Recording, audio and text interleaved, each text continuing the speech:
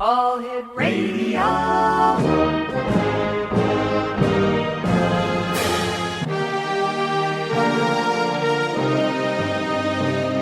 Welcome to the X Zone, a place where fact is fiction and fiction is reality. Now, here's your host, Rob McConnell.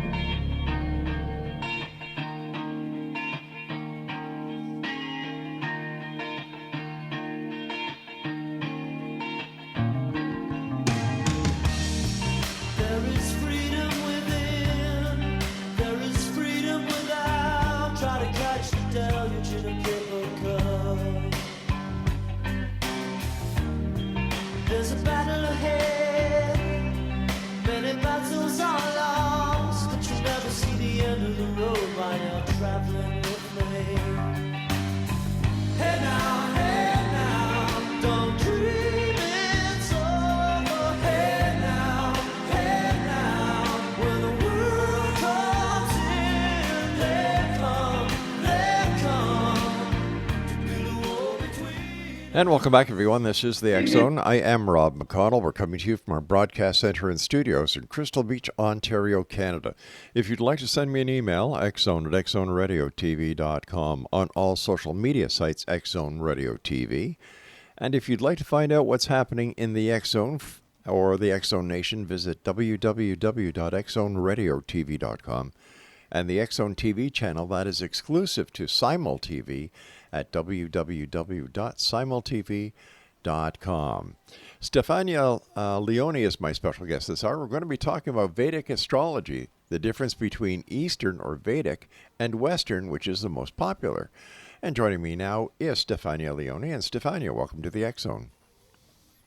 Thank you so much, Rob. Thanks for being interested in Vedic astrology. Tell me, how did you get interested in Vedic astrology? Oh, good question. Well, do you know, when I was 7 years old, I heard a voice that said I was going to be an astrologer, and actually grew up in the Yukon in Canada. And so started studying astrology from a very early age and took my first exams in Western astrology in 1987 through the Faculty of England. It was a 2-year course, and I went there because astrology was listed as witchcraft in Canada, and there were no schools to go to. And I took my first exams before personal computers existed, 1987. That was Western astrology.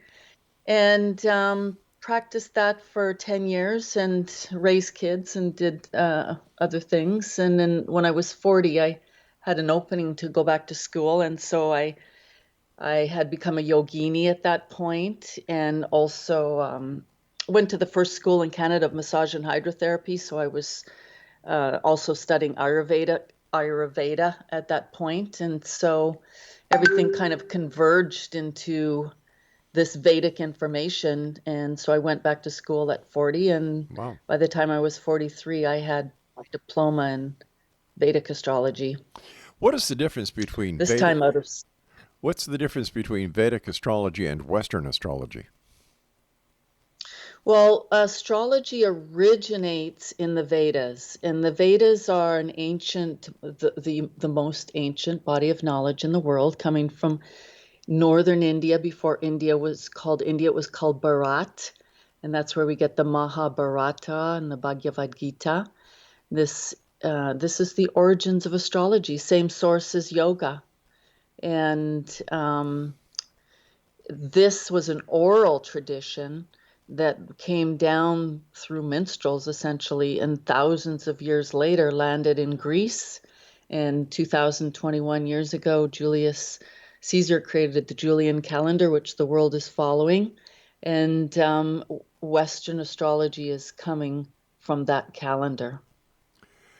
Now, when it comes to the actual charting of Western versus Vedic astrology, how do the two charts differ?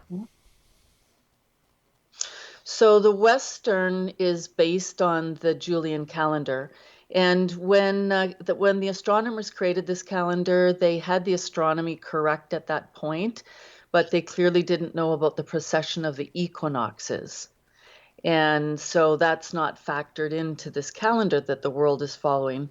Whereas the Vedas, when they showed us how to calculate the charts, we don't even know, 20, 30,000 years ago, they based it on true star time, sidereal time.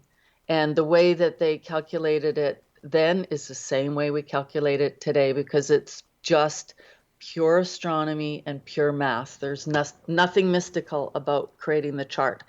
And essentially, the Western chart is based on a calendar that's not in sync with actual sidereal time. So how would people 20,000 years ago have any knowledge of the stars, the planets, the way the earth moves? How did they know? Oh, good question. In the Indus Valley, there was a group of people called the Hindu people that lived, and this is way up on the border of India and China and Tibet. I've actually been up there, high up in the Himalayas, and there was a group of people that lived there called the Hindu people, and they never left any weapons. What they left was this body of information in Sanskrit, and which morphed the Hindu people. It morphed into the Hindu religion, and who knows? I don't know. They were able to look up to the sky and know where the planets were and how fast they were moving, and they could calculate the charts then. That's a mystery to me, but I'm pretty sure they didn't fall out of the trees and were close to apes. This is a highly sophisticated system. Now, when you're doing a chart for someone, how long does it take you to do the chart? Do you use the actual charting, or do you now use a computer? Yeah, well, that's a really good question. So when I wrote my first exams in Western astrology, that's before PCs came out, and it was 5 or 6 pages of calculations to do the chart, and we had to do it longhand and then calculate the chart. Needless to say, I bought the very first PC that came out, IBM PC Junior, and I can just press a button and all the mathematics is done instantly. So I do use a calculator, or a computer, I should say. You were saying that the Vedics, this astrology goes back 20,000 years, but 5,000 years ago, history was just starting. So how did they predate history by 15,000 years? Well, history wasn't really just starting 5,000 years ago. I mean, we can look at these ancient cultures. You can go to China, you can go to India, you can go to South America, and we have ruins that are older than 5,000 years. Yeah. There were ancient cultures that were, I think, much greater than the ones that we have now. So when we're looking at the information that was left by these people in the valley, in the Himalayas, do you have any idea how they might have had the knowledge that they had in order to create Vedic astrology? I find this fascinating. Yeah, I find it fascinating too. I've been studying this now for 40 years, and I'm just as fascinated today as I was when I began. And the reason I'm so fascinated is because I see it working. And clearly, this group of people were extremely intelligent. And they say that the Vedas were Shruti, which is Sanskrit for that which is heard. So they say they had rishis who got direct transmission from source. And originally there were 6 Vedangas, or limbs of the Vedas, and 4 of those had to do with sound, and 1 had to do with ritual, and then Jyotisha means the science of light, and this has to do with the astrology, which is a combination of mathematics and astronomy. What they're measuring is the angles of light that are cast off of the planets up from the sun to Saturn and the eclipse points as they converge in one point, and that creates a chart. How they did it without computers, just clearly super intelligent. The astrology that we read in newspapers, how does this differ from the Vedic astrology? You know, everybody gets a newspaper, goes right to the astrology page. I've been told that this is sun astrology? Sure. Well, the astrology that came out of India and then really landed in Greece, it had lost the fact that astrology is meant to be a lunar-based system.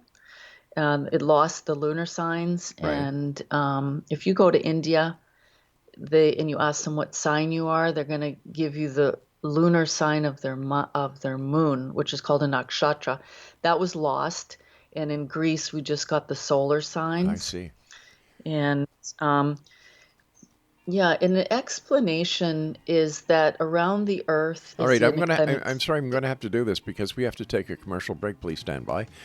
Exo Nation, our guest this hour is Stefania Leone, and her website is www.stefanialeone. Jyotishi, is that how you say it? Yep, Jyotishi. Jyotishi.com. And we'll both be back on the other side as we take a very intense look at the fascinating world of Vedic astrology. Don't go away. Don't dream it's over. Hey now, when the world comes in, let come to build a wall between us.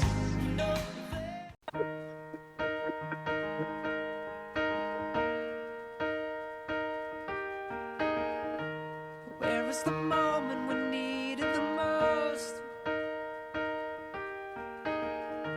You kick up the leaves and the magic is lost. And tell me your blue skies fade to gray. And tell me your passion's gone away. And I don't need no carrying on. You stand in the line just to hit a new low. You're faking a smile with the coffee to go. And tell me your life's been way offline. You fall into pieces every time. And I don't need no carrying on. 'Cause you had a bad day. You take a And welcome back, everyone. Stefania Leone is our special guest. We're talking about Vedic astrology and astrology in general. And when we're looking at the sky, does the astrology take into account the deviation that some planets take, the difference that they move in and out of an orbit? Yes. That would be called a retrograde phase. And a lot of people talk about Mars in retrograde. What does that mean? So the phenomena is explained best like this. You know, when you're driving on a road and you're passing a train, Yes. a moving train, Yeah. and you're just passing the train, it appears to be going backwards. Mm-hmm. That's the type of phenomena, the astrological phenomena.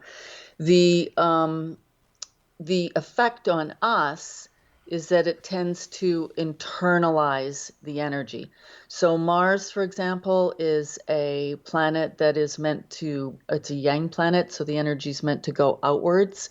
So a retrograde Mars would internalize anger, for example. We just recently came out of several planets in retrograde. Every one of them has gone direct. And that you can lose things when planets are retrograde. When Mercury's retrograde happens 3 times a year for 3 weeks each time. And I've watched it for years.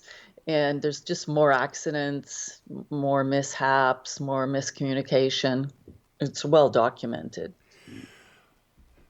When Pluto was taken out of the equation as being a planet, did this affect astrology?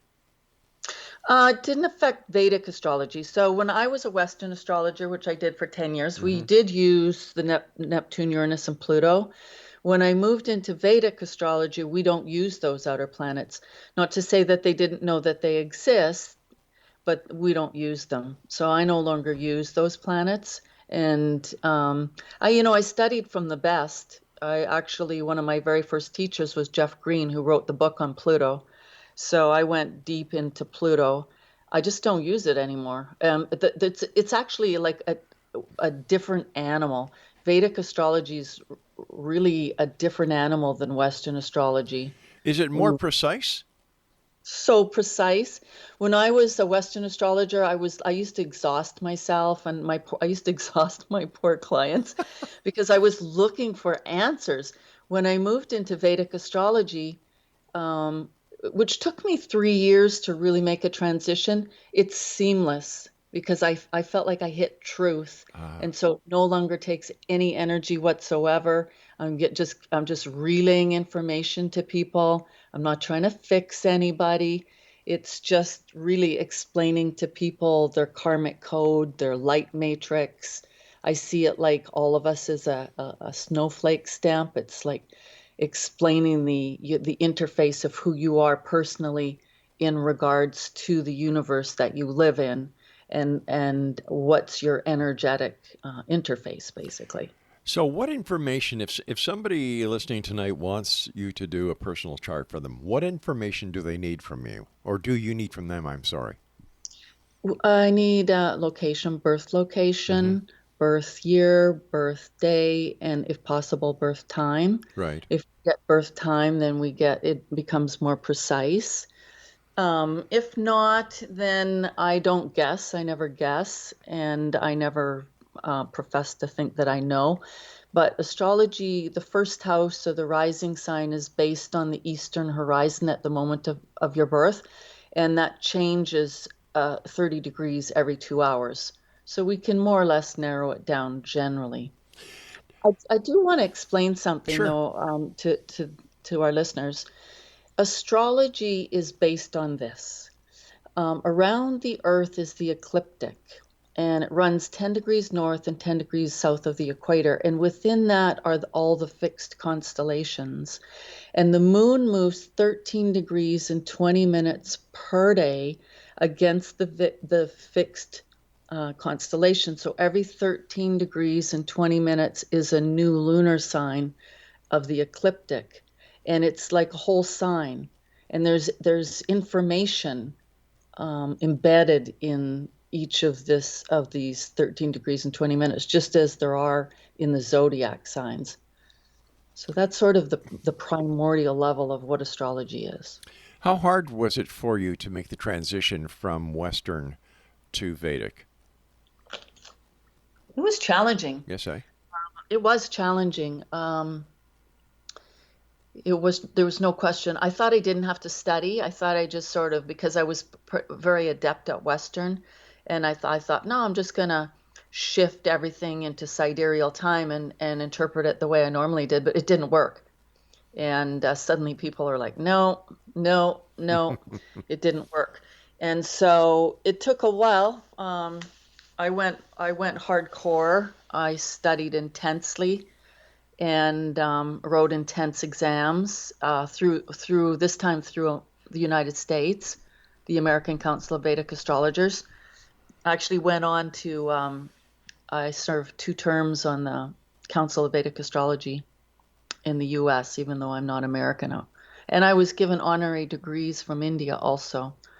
So it was challenging because it's in Sanskrit, and it's a different way of thinking and a different way of interpreting. But like I said, it became seamless. It was like I hit the word in Sanskrit for truth is satya. It was like I hit truth. Now you say that Sanskrit is a different way of thinking. Can you give us some examples? Well, first of all, yoga. Everybody's practicing yoga these days, and that is coming from the Vedas. And Actually, yoga comes from the Sanskrit word yug, which means to yoke. Hmm. And we find yogas throughout the Vedas. So, for an example, Ayurveda, which means the knowledge of life, that teaches us how to take care of the body.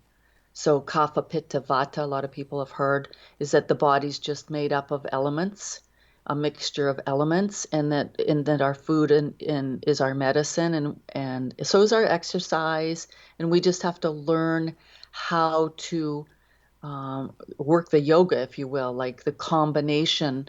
It's the combination of two or more. Could be plants, could be exercises. It could be like exercises with breath and concentration creates a third outcome. In astrology, we've got combinations of planets together joining causes a third outcome. Medicines joined causes a third outcome. Does that help? Yeah, it does. So basically, it's a combination of body, mind, and spirit.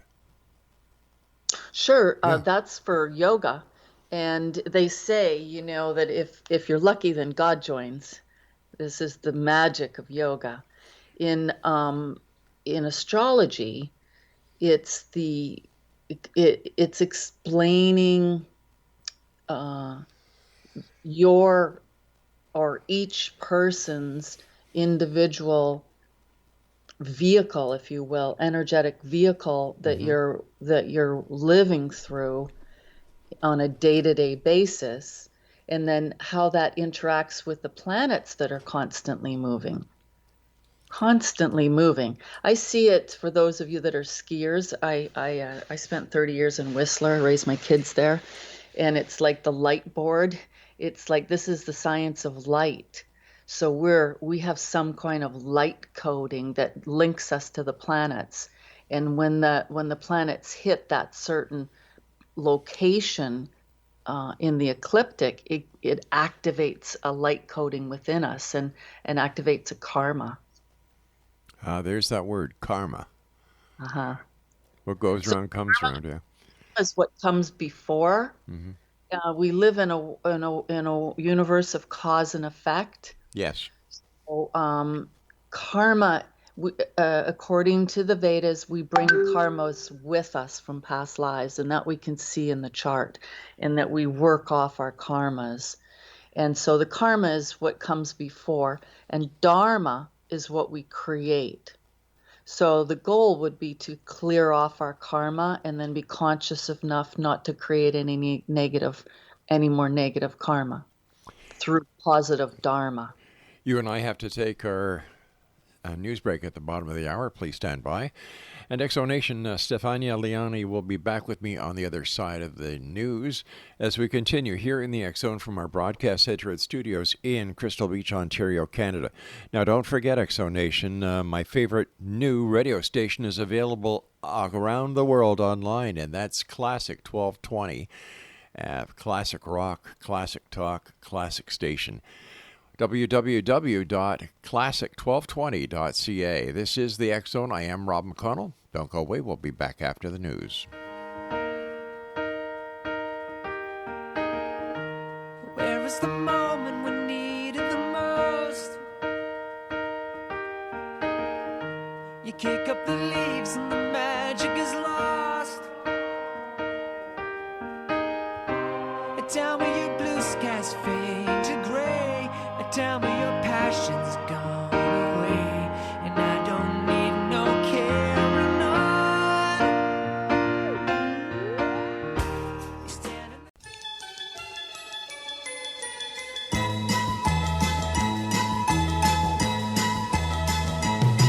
I was born in the wagon of a traveling show. My mama used to dance for the money they'd throw. Papa would do whatever he could. Preach a little gospel. Sell a couple bottles of Dr. Good. GMC's tramps and thieves. We'd hear it from the people of the town. They'd call us GMC's tramps and thieves. But every night all the men would come around and lay their money down. Stefania Leone is our special guest this hour. Exonation, we're talking about Vedic astrology. And Stefania, is Vedic astrology so exact that anyone who has studied Vedic astrology would give the identical reading to the same person? For example, if I went to you and gave you the information, received a report, then went to another Vedic astrologist, gave them the same information, they gave me a report, would the two reports match? They should. Really? Absolutely. Yeah. Yeah. They say in the Vedas, the Jyotishi, it's the science of light, and it answers big questions like, who am I? What is my purpose? What's a good profession? Is this a good relationship? Is this a good time? And those are questions that we answer. The Jyotishi is just meant to be a clear vessel to transmit that information. So the Jyotishi is meant to be a fairly evolved person, so there should be no greed, no jealousy, no envy, nothing like that. Just pure transfer of information. So how can Vedic astrology help people in their daily lives? Oh, so much. The reason that I have come to this is because I have a really curious mind, and I'm deeply interested in metaphysics and quantum physics and healing and the human body. And I look up at the universe and I think, well, what am I doing here? Who am I? And the only source that I've ever found that gives me peace is this information. And so it helps us understand who we are and how we're connected to this universe, what kind of karmas we're living out, our strengths, our weaknesses. And then I do a lot of relationship work because we can also look into other people's charts and see what the interaction is. And then it's helpful because we can see where another person's coming from. And for example, somebody's Mars might be conjunct your sun, so they're going to activate you. And versus a Venus might be conjunct your sun, which is going to be a different kind of an activation point. If somebody goes to you and they have their date of birth and the information you need, and they supply you with another person's name, date of birth, and so on, how do you treat that? Is there anything that is unethical about giving information about another person who is not there themselves? That's a very good question. I do that kind of work quite a lot. There's a lot of people looking into relationships, especially nowadays. I only take the person's first name, and I don't. I don't go deep. I don't try to find out anything more about the person. I'm just strictly looking at the interaction of the planets. What does Vedic astrology tell us about the current state of the world? I was kind of hoping you'd ask that question. What we have right now, and I do in my work stay away from politics and religion, although I am very current. The most important transits that I see to date are the eclipse points, and they change every 18 months. And September 20th, 2020, we went into the cycle with Ketu's in Scorpio and Rahu is in Taurus. And this takes us until March of next year. And there is Ketu represents loss and confusion, and Scorpio represents power. So we are seeing that. The other thing that's been happening is Saturn and Jupiter have been traveling together for the most part of the year. Jupiter's about to change here for good. and they've been traveling together in Capricorn. Saturn and Jupiter would be at war with one another because they have opposite effects. But Capricorn is the government or the governments of the world. Jupiter is about to move shortly, and I believe that we will start to see a lot of rebellion. And then the eclipses will move in March. They'll move into Aries, and we should see a significant shift at that point. For the good or for the bad? I have a really good feeling about things lately. I think it's going to be for the good. Excellent. Now, as an astrologer, or because you know so many other Vedic astrologers, did anybody see the onset of COVID?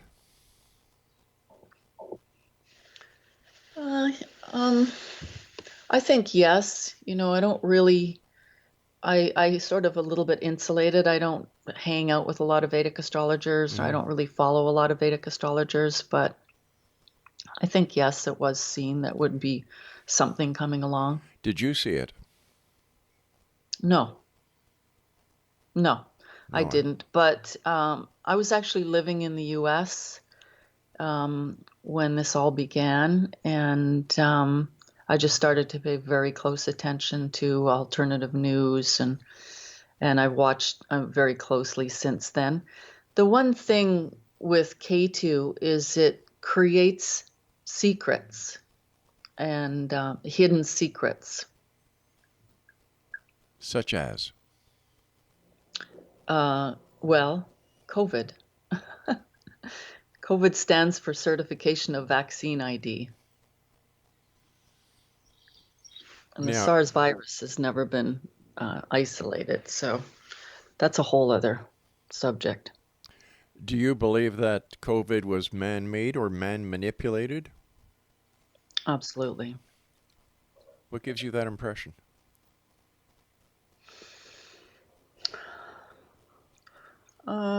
Well, I guess you could go back and listen to Bill Gates' TED Talk, or you could listen to Fauci the year before that said that there was going to be a pandemic. The U.S. was going to be having a pandemic. And there were all kinds of warning symbol signs, and then if you listen to the different doctors that are studying what's in these vials, see that we've got many things, including graphene oxide and parasites. And I'm not anti-vaccine. Vaccines are actually a homeopathic treatment. Sure. So if you're going to treat a vaccine, there should be whatever it is that you're treating, there should be a bit of that in the vaccine. The problem with these non-vaccine vaccines, they're not vaccines, is that they contain a lot of other substances. Where do you see Vedic astrology in the future? Oh, it's such a valuable tool. I think the world is waking up. It is definitely a tool, I consider it the greatest metaphysical language on the planet, and it's a tool for awake humans. And we certainly have the Great Awakening happening right now. There's so many people practicing yoga and meditation and taking more responsibility for their health. This pandemic will cause that. And as people become more conscious and more awake, they'll look for tools that resonate on that frequency. And Vedic astrology is a remarkable tool for helping navigate life. It certainly seems that frequency plays a lot, as well as vibrations, when it comes to the metaphysical world. Right. Everything's frequency. Everything's energy. Everything breaks down into light. Everything breaks down into light. But isn't light just a component of different frequencies? Mm-hmm. Yeah. And there's different, we're living in different frequencies. I think that's even during these crazy times where there's going to be people that are really suffering and then people that are not suffering at all. Well, I want to thank you so much for joining us tonight, Stefania and Exo Nation. we will be putting Stefania's website up on our website. So we've been talking about Vedic astrology. Very interesting. I'll be back on the other side of this news break at 6.5 minutes past the top of the hour as we continue here in the X Zone from our broadcast center and studios in Crystal Beach, Ontario, Canada. If you'd like to send me an email, xzone at xzoneradiotv.com, on all social media sites, Xzone Radio TV. And for all the programming available to you, 7/24/365 on the X Zone TV channel, please visit simultv.com. And don't forget X Zone Nation, my new favorite radio station, and I'd love to share it with you because I love classic rock. I love classic talk. And there's only one station that I have ever found that has that, and that's Classic 1220, their website, classic1220.ca. Your little gospel